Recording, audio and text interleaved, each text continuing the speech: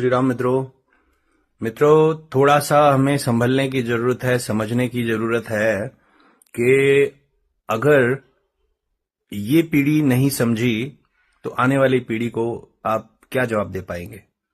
समझिएगा जो बताने जा रहा हूं कि जितने भी शास्त्र हैं, कोई से भी शास्त्र, अपने जो सनातन धर्म में जितने शास्त्र हैं वो सिखाते हैं, ठीक, उसमें कुछ ना कुछ लिखा है जो हमें सिखाते हैं। तो वो सिखाते इसलिए हैं क्योंकि हमें सीखना है, और हमें सीखना इसलिए है कि हम बहुत सुंदर जीवन जी सकें। जीवन जीने की कला शास्त्रों में है। ईश्वर कौन है, शास्त्रों में है। ईश्वर कैसे प्राप्त होंगे, शास्त्रों में है। ईश्वर प्राप्त होंगे तो क्या क्या होगा, शास्त्रों में है।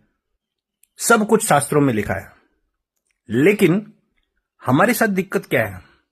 हमारे साथ दिक्कत यह है कि या तो हम किसी ऐसे मनुष्य की बातों में आ जाते हैं जो थोड़ा बहुत पढ़ लिया, शास्त्र समझ लिया, लेकिन उसको तोड़ मरोड़ के आप तक लेके आ जाता है, प्रेजेंट कर देता है।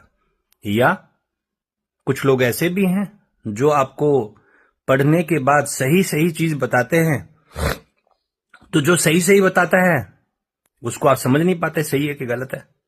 लेकिन जो गलत ही बता रहा है उसके भ्रम में पड़ जाते हैं।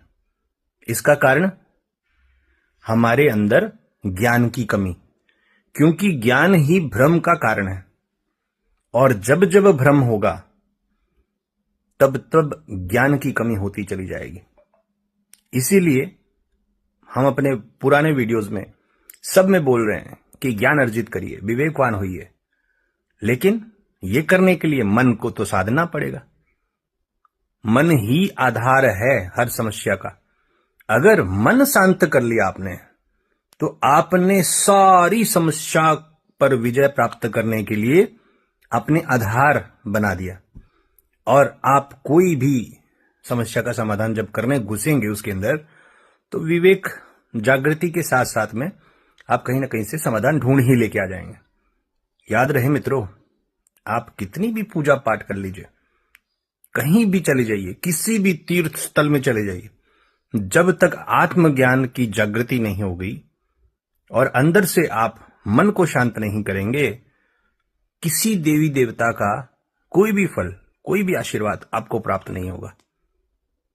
और भ्रम में फंसे रहेंगे कि हम तो फलाने दर्शन स्थल में चले गए, हम ढिकाने दर्शन स्थल में चले गए, भगवान का आशीर्वाद मिल गया, लेकिन दुखी ही रहेंगे। नेगेटिव नहीं बोल रहा हूं, मैं आपको अलर्ट कर रहा हूं।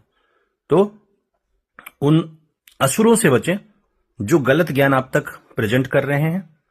अपने बुद्धि को विवेकवान बनाएं, अपने मन को उससे पहले स्थिर करें। इसके लिए पूरी प्रक्रिया का आधार है नाम जप। बहुत बार बता चुके हैं, फिर से बता रहे हैं। और जब ये सब कर ले जाएंगे तब आप पढ़ने लग जाएंगे। क्या? शास्त्र। शास्त्र पढ़ना बहुत जरूरी है। पढ़ोगे उससे पहले समझो, सुनो। सुनना बहुत जरूरी है पहले, फिर पढ़ो, क्योंकि पहले से ही पढ़ने में आपको समझ में भी नहीं आएगा कि शास्त्र क्या कहना चाह रहे हैं। अपने आने वाले जो पीढ़ी है उनके लिए थोड़ी मेहनत करिए दोस्तों, आपके अपने बच्चों के लिए। जय श्री राम।